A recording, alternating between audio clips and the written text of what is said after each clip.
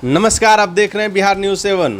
मुजफ्फरपुर में हत्या मामले में सकरा पुलिस ने कार्रवाई करते हुए 2 नामजद आरोपियों को गिरफ्तार किया है। गिरफ्तार आरोपियों को पूछताछ के बाद जेल भेज दिया गया है। बता दें कि कुछ दिन पूर्व सकरा थाना क्षेत्र के वाजिद गांव में 2 पक्ष के बीच हुए विवाद को लेकर काफी हंगामा हुआ था, जिसमें चाकू लगने से एक युवक की मौत हो गई थी। इस मामले में जिला प्रशासन ने संज्ञान लेते हुए सदल बल घटना स्थल पर पहुंचकर पुलिस फोर्स की तैनाती की और लोगों को समझा बुझाकर मामले को शांत कराया। मुजफ्फरपुर से मणिभूषण शर्मा की रिपोर्ट। सकरा थाना क्षेत्र वाजीपुर गांव में दो लोगों के बीच में विवाद हुआ। इसमें एक व्यक्ति को चाकू लग गया है और उसकी मृत्यु हो गई। इस मामले में पुलिस ने तुरंत कार्रवाई करते हुए 3 लोगों की अरेस्टिंग कर ली है और बाकी जो अन्य लोग शामिल थे, उन्होंने जिन व्हीकल्स का इस्तेमाल किया था उस सभी को भी जब्त किया गया है।